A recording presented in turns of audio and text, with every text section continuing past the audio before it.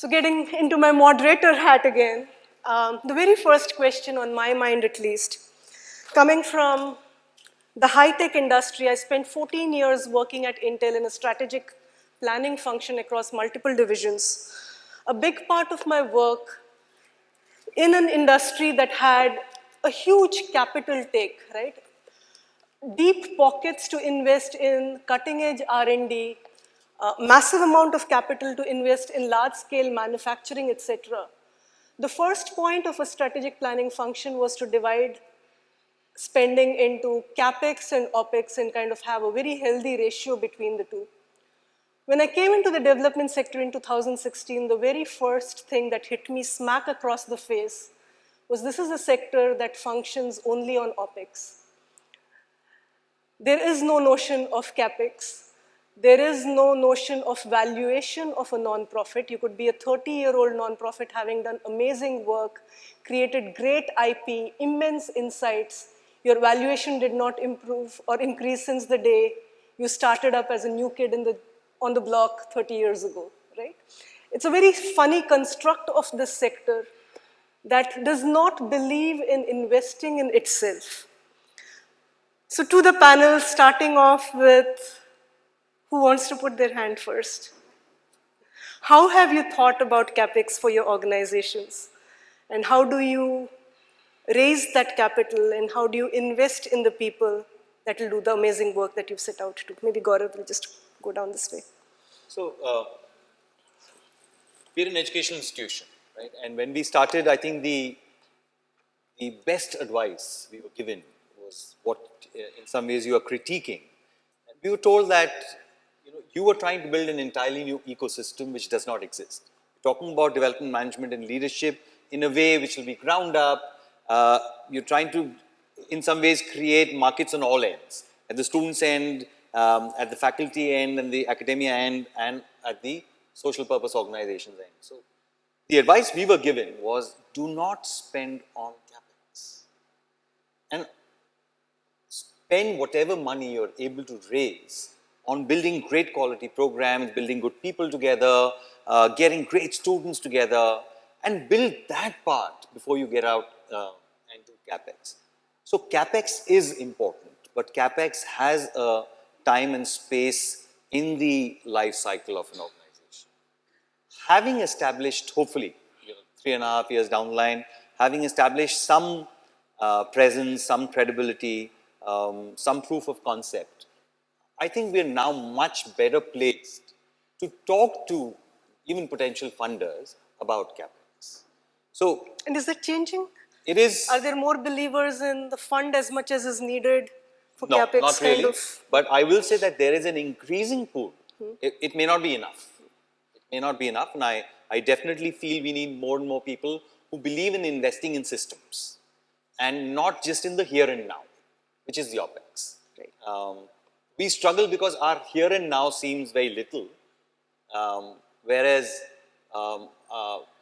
we say that our OpEx may be little right now, but the people who are going out from here will have impact for the next 30, 40 years.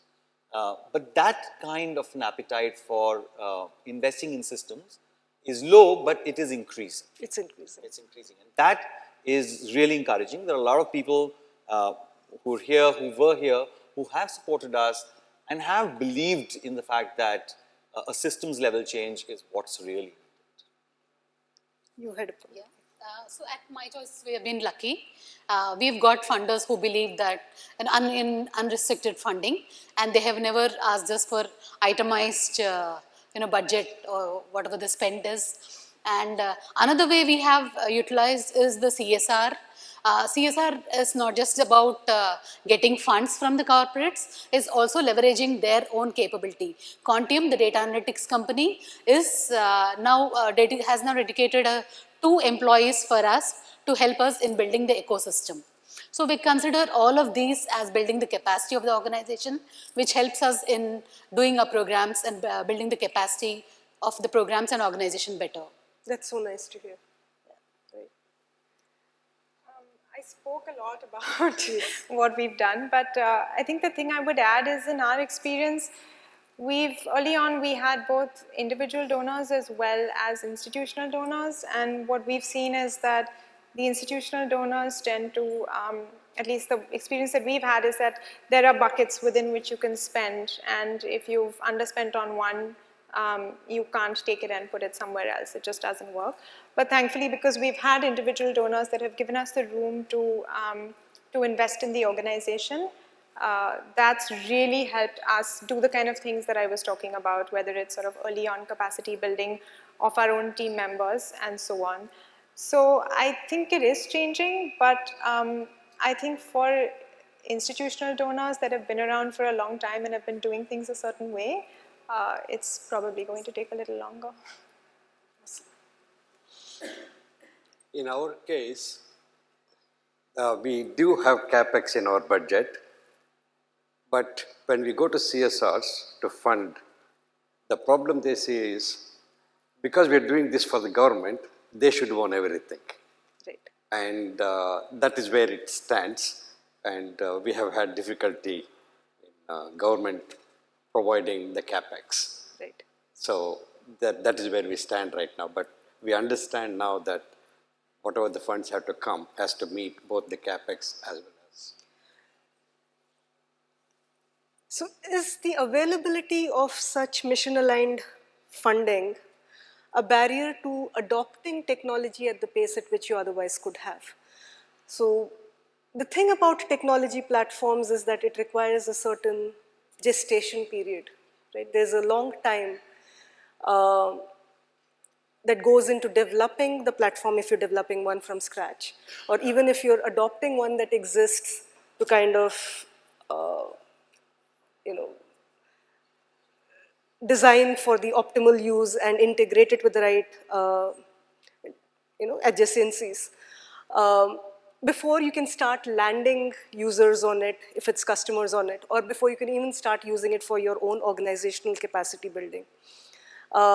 Could you go faster if you had more mission-aligned donors? Is that even a bottleneck, or is it a non-issue? I would say it is a bottleneck today. It's a We would bottleneck. love to have donors realize the importance of we having our own capital equipment and the support that is necessary so we don't have to beg, borrow, and steal from anywhere else. But the question is, are they open to such kinds of thought process? What we have discovered is they always want validation from somebody, and that somebody has got self-interest, and he says, no, it's not necessary, and that's where it stops. I don't want to take names, but we have gone through this quite a bit, because government is involved on the other side of whatever we are doing. Because what we are trying to do is bring transparency in government. So the government has to agree that they want transparency. That's a challenge that we are facing, but we will overcome it, hopefully. I think our experience has been a little bit different, but that's probably because the website is our product and it's what we do. And for us, I think had we gone faster when we started, it probably wouldn't have worked out very well. So the advice we got when we were talking to people in the tech space before we built our website, none of us had built a content platform before, was build a cheap product. Start small, don't invest a lot of money, and then learn on that product, and then you can build out something more sophisticated, and that's exactly what we did. And for those who may have seen the original website and the way it is today, none of what we have on the site today would have been possible in terms of user interface, in terms of user design, had we not had the learning for the more basic, with the more basic product. I think where there are gaps, though, is in capacity.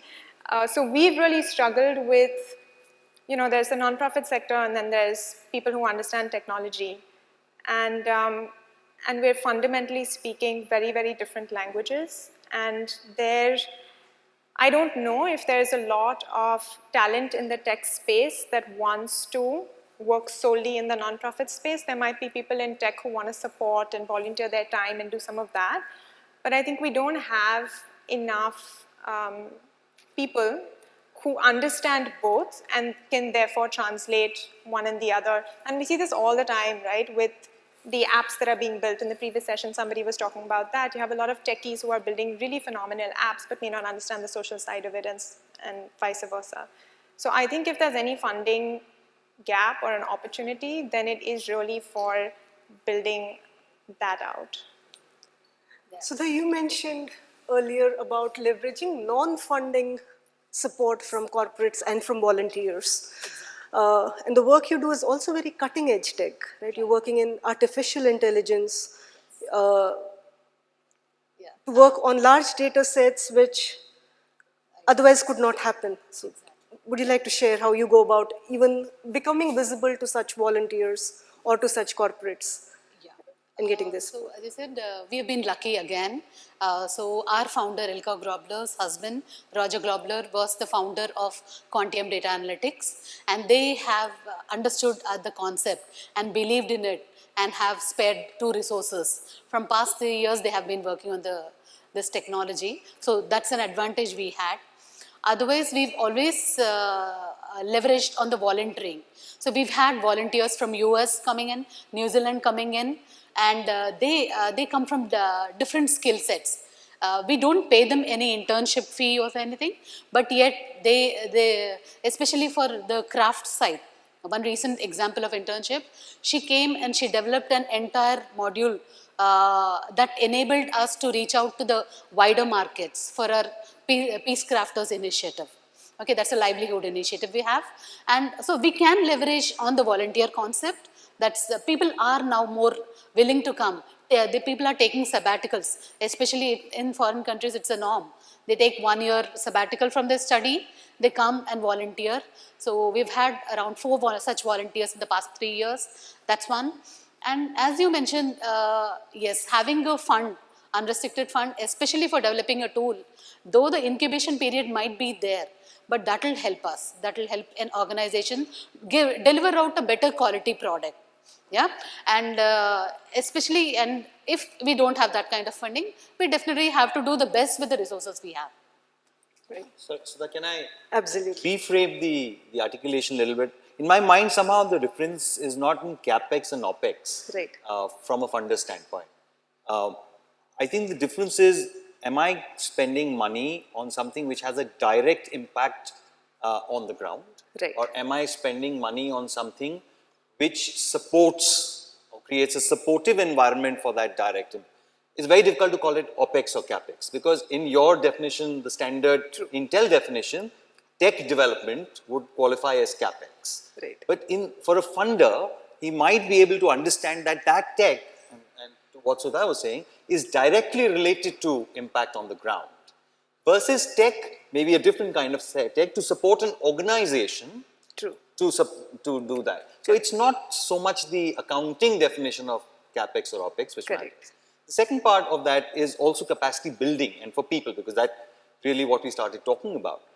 If we believe in the fact that we need to invest in people, and we believe that that investment in people is a multi-year investment, is that CAPEX or is that OPEX? That, that the articulation of something like that becomes a little bit problematic. Right. So that's why investment in people becomes very difficult. People just don't do it. Because if you really want to change things with your team, it is an investment over time. And people like, it's too much time, let's spend on what's happening on the ground. Correct. Just try to re-articulate that. Right. The strong desire to be at the point of impact versus, in the zone of building capacity of the people delivering that impact. Thank you very much, Gaurav. With that, let's open it up for questions. It's all yours, guys. Put your hands up. There's a hand in the back. The gentleman from Assam. Yes.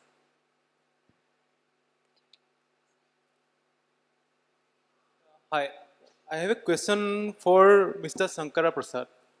So I am being part of Gram Panchayat, like my home is under Gram Panchayat.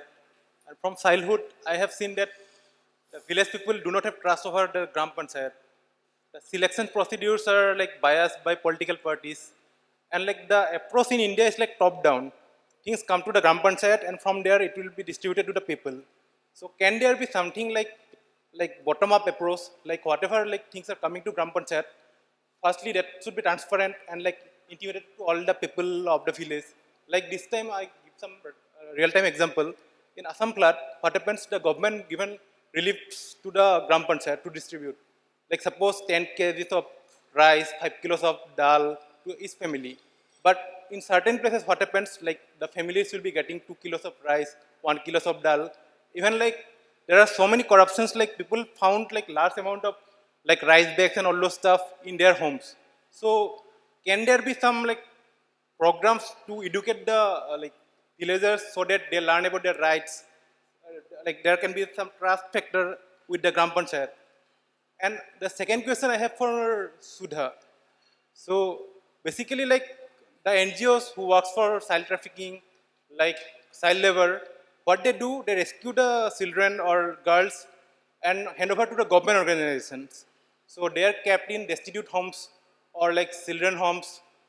The problem is that I work with two destitute home in Guwahati, Assam. So I have friends who are counselor there. They admitted themselves that there is sexual abuse in this particular homes. So NGOs work is done. Like you have rescued those particular like girls and children. Now how to tackle those problems? Because they cannot openly tell. So there's like because my personal terms are there, like they told me like these things happens here. So how to prevent those kind of stuff? Because even government won't be like accepting those stuff, those happening in their particular organization. So the problem is bigger actually, like rather than like rescuing, so we have to do something end to end. Like in software industry, I am from corporate background. So the problem with Gram Panchayat is that the clients doesn't know what they will get. And here, there is no end-to-end like support system. The support system should be end-to-end. So we just hand over to the you want government to kind of, and we don't have control over those things. do you want to respond? You want to answer? Okay. Yeah. I showed you only one process. As I said, there are 130 processes. For example, PDS is a public distribution system. That also is one of the processes that comes under Gram Panchayat. So automatically, it is possible to know that you got only 1 kg sugar instead of 5, and somebody got 30 kgs, though he was supposed to get only 10 kgs. All that is what we mean by transparency in all the transactions of the Gram Panchayat. So let us say he is not a BPL card holder, but he got this site from Indira Awas Yojana. The whole city, or all the villagers will know that he got the Indira Awas Yojana, though he is not a BPL card holder. And this automatically gives complete visibility to whatever is happening inside the Gram Panchayat. How much funds came, how many bank accounts are there, how many checks were written. Today it's not visible to anybody. In our system, which is a workflow automation, integrated workflow, everybody can see everything that happens in the Gram Panchayat. So as long as you have a password or an Aadhaar card, you just put your thumb and it says good morning, good evening, and it gives you all the data. That is the way we are looking at implementing it. That's why 73rd Amendment is important, because 73rd Amendment covers across India. The rules and regulations are the same in Assam, Karnataka, or Rajasthan. And that is how we can capacity build across the country if we can implement something like this. So to answer your question about the children's homes, I agree, it's the situation across India. So there are, the children are rescued from abysmal conditions in the brothels, but they land up in the same exploitative situation even in the homes where they're supposed to be protected. Yeah, and there are a lot of guidelines. There are SOPs built to how to run a home effectively and how to have right from starting from counseling services to livelihood opportunities. There are a lot of systems in place, but the implementation is the challenge here. Yeah, we need more, stricter monitoring again from the government side and the police to be able to do this. And the civil society organizations also will have to be involved in collaborating with the homes and ensuring that the services are provided. It's not happening now. So that's the reason we wanted to focus on prevention. What if we don't even allow the person to be trafficked? They won't be in that situation ever. So accountability through data transparency being a common thread, yes. All right. Hello, this was a very interesting conversation. My name is Nirjari and I represent the Gunvati Jagannath Kapoor Foundation. So one of the major things I think which all of you brought up was that building capacity is very important. But the funders or whoever you call it, the CSR, they really don't understand that concept or how to bridge the non-profit world with whatever you call the profit world or the corporate world. So do you guys have any suggestions of how we can fill that gap to make the other party understand that why training is important or why capacity building is important, and they should give us that gap or kind of that money to do that, not just for like a direct beneficiary? Because everyone I meet with, they're like, what can you, I just want to help the person directly. I don't want to invest in your people or your training. So how do I convince them? We have tried different ways. Some have been successful, like you said. You have to deal with what you have. But do you guys have any kind of ideas where we could bridge that gap, making it more easier?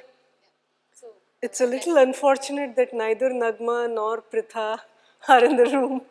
But, there are a lot of people actively advocating this change in mindset. And I think it'll be great to hear your perspectives. Yes. So I've been through an Or Archana, accelerator yes. program from Dasra, and there was an interesting suggestion by them. So this is a common problem faced by all NGOs. So they said, why can't we, segregate? When you say training of the team, you can actually put that under a different heading, building the capacity of the programs. Yeah, improving the programs. So somewhere segregating that under appropriate headings so that the funder doesn't get alerted. I mean, it's a shortcut, but that's one way we can, I think. Yeah. Yeah, the other way I would look at it is, if a CS, because let us take example of some big company foundation. I'll take the not. Number one, they do not understand the domain. But so they must have the patience to understand the domain and understand the systemic impact that the domain will have in a larger way. When they do that and they understand the big changes that it can bring, then probably they can. This foundation, by the way, they said they were willing to come with us and make a presentation to the Prime Minister. It never happened. That means somebody here has to take both of us to the Prime Minister or to the Rural Development Minister. If that happened, this guy is a very big foundation, top 5 companies in India. They were willing to go with us because they believed in us, but they wanted to make sure that somebody in Delhi agrees. And that needs, whatever you want to call it, advocacy or channeling. If that happens, it works. Can I add? Yes, please do. So, we follow what we call a Trojan horse strategy.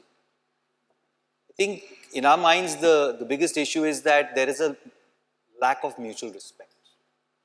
It's not one way or the other.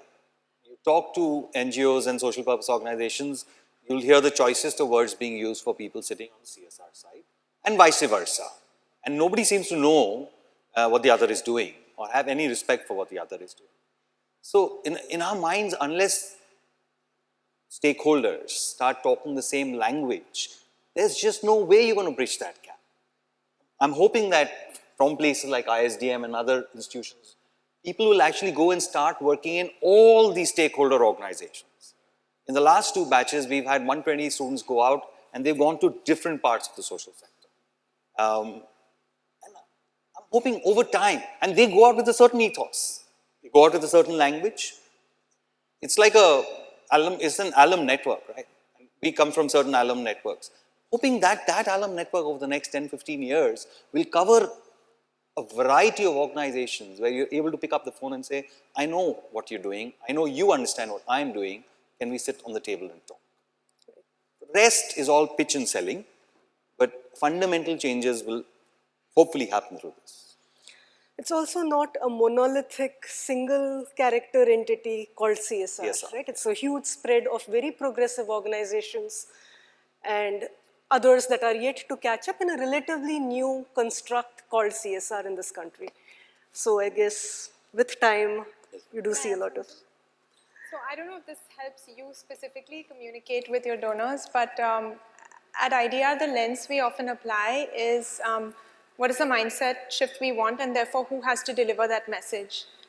And so sometimes if we want to talk about salaries or we want to talk about investing in institution building, we will find other donors to have those conversations because I will listen to my peers. I will listen to people that, people that are in my peer group. So that's one thing. And then as an aside, this April Fool's Day, we decided to play a spoof on a lot of our readers. And just to sort of talk about what a contentious issue this is, we published a completely fictitious article that said that lower salaries lead to higher impact. And it did phenomenally well because it really annoyed the it really annoyed the nonprofits. And donors were very interested to say, okay, let's see what this research is saying. And then, then we had to, then we actually, after a few days, we had to call it out that this is a humor piece just because people were actually taking it seriously. So.